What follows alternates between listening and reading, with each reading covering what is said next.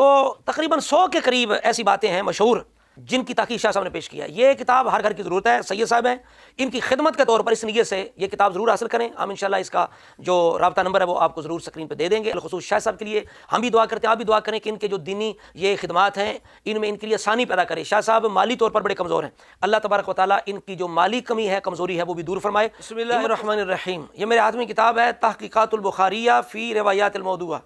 یہ ہمارے محترم برادر ہیں، سید صاحب ہیں علامہ ابو محمد سید محمد شوکت حسین شاہ صاحب بخاری مجددی۔ یہ موضع خوجہ ہے، شجاع آباد ملتان کے قریب، وہاں یہ حضرت صاحب رہتے ہیں اور انہیں بہت ذوق ہے، یہ اکثر اہم موضوعات پر قلم اٹھاتے ہیں اور یہ جو انہوں نے کام پیش کیا ہے یہ بڑا عام ہے، یہ ہر گھر کی ضرورت ہے، ہر گھر کی، صرف عالم کی نہیں، یہ نقیبوں خطیبوں اور صرف نعت خوانوں کی ضرورت نہیں بلکہ ہر گھر کی ضرورت ہے، چونکہ ہمارے ماحول کے اندر وہ جھوٹی باتیں جن کو منسوب کیا گیا ہے نبی کریم علیہ السلام کی طرف یا صحابہ کرام کی طرف یا اولیاء کی طرف، وہ جھوٹی باتیں جن کی بنیاد پر بڑے بڑے فضول قسم کے اور بڑے بڑے غلط قسم کے عقیدے جو ہیں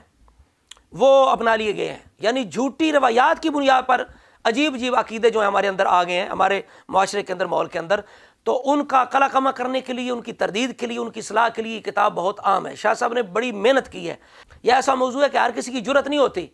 چونکہ ہمارے اندر معاذ اللہ تعالیٰ جو جھوٹ مشہور ہو جاتا ہے نا،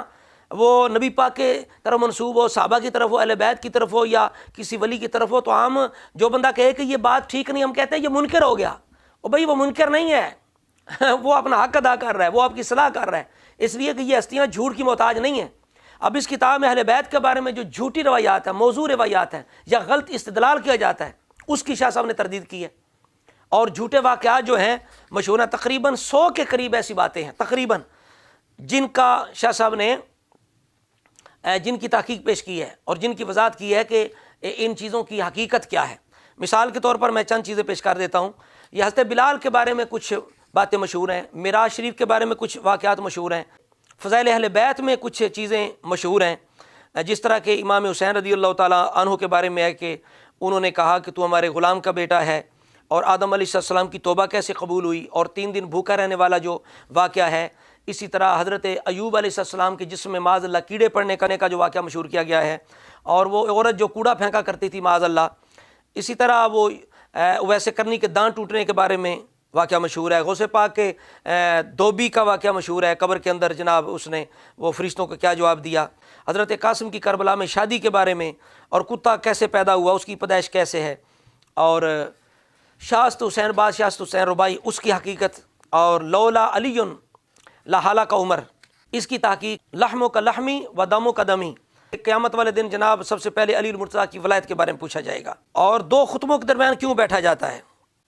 اور 12 امام 14 معصوم کا عقیدہ، اسی طرح سیاہ علم، اور کربلا کا غازی کون ہے، امام حسن کو زہر کس نے دیا ہے، ہاروت و ماروت کا واقعہ، امیر حمزہ کا کلیجہ کیا سیدہ ہند نے چبایا تھا، کیا سادات کے لیے تمام صدقات ممنوع ہیں، الفقر و فخری۔ تو تقریباً 100 کے قریب ایسی باتیں ہیں مشہور کہ جن کی تحقیق شاہ صاحب نے پیش کیا ہے۔ یہ کتاب ہر گھر کی ضرورت ہے، سید صاحب ہیں،